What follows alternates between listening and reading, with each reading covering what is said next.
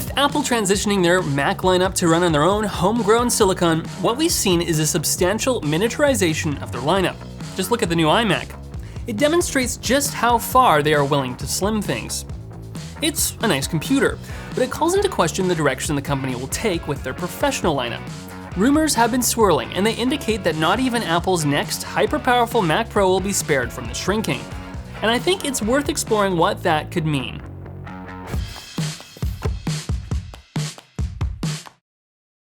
The story of the two compact professional Macs from the company's history is relevant to this discussion because they weren't well received.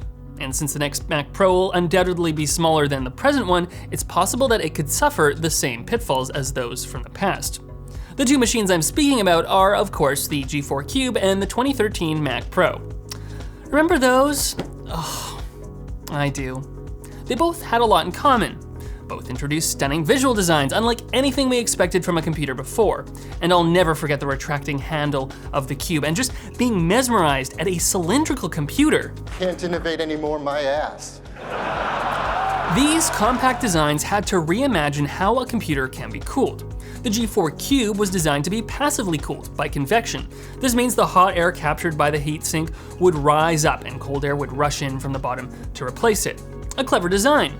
But the more expensive Cube still didn't perform as well as the large and loud Power Mac.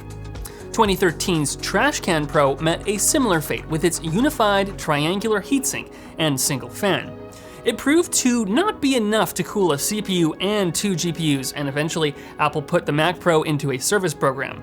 The other thing that grated professionals was that it offered little in the way of expansion, unless you wanted to hang a cable octopus off the back. In a roundtable discussion with reporters in 2018, Apple explained that they recognized these past shortcomings, and a year later gave us this, the 2019 Mac Pro.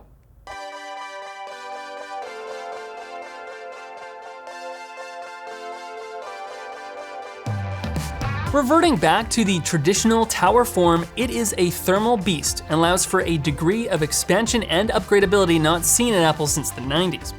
There are 12 DDR4 slots for up to 1.5 terabytes of RAM, an optional 2-disc hard drive cage, easy to access Thunderbolt ports on top, and 8 PCIe slots that you can fill to your heart's content. Want more NVMe storage? Slap that in there. Need an HDX accelerator for Pro Tools? Just slide it in. Need a capture card or playback card? Put that in. The sky's the limit. Unfortunately, the sky has also been the limit for the power consumption of Intel's high-performance processors for the last several years.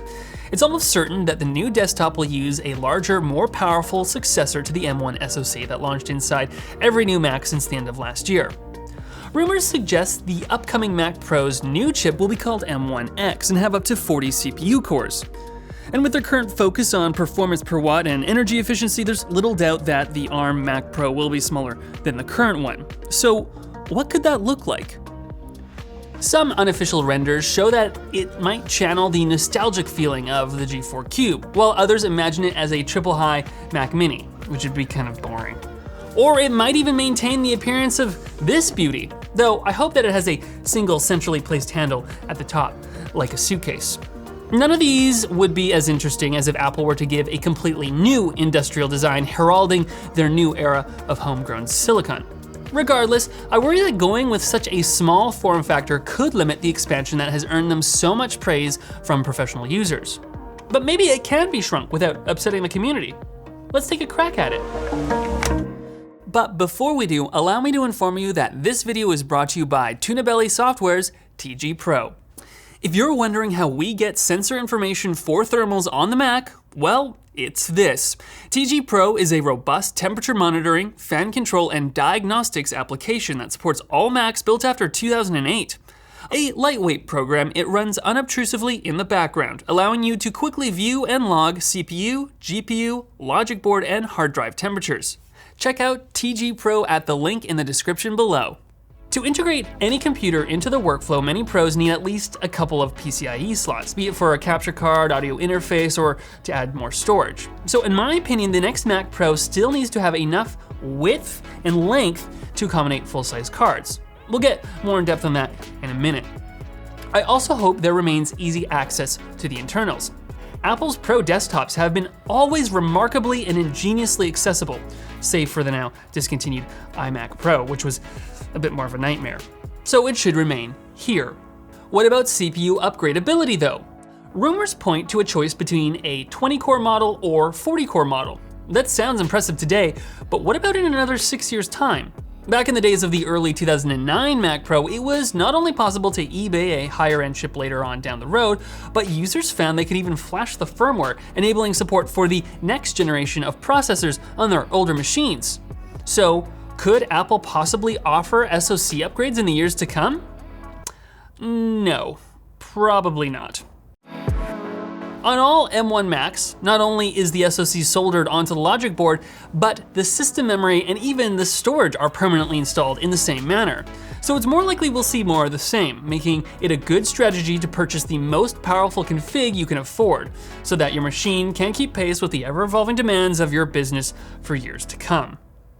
The issue of RAM brings up a more interesting question mark. The new unified RAM system in the current M1 Macs come in two possible configurations, 8 or 16 gigabytes. That's obviously not enough for many professional users, so the question is, how will Apple offer more? Or even crazier, whether there's space for a hybrid design with unified RAM on the SoC and extra slots for DDR4 DIMMs. The integrated RAM is faster than anything you can plug in, but it's still nice to have the option to extend the lifespan of your machine.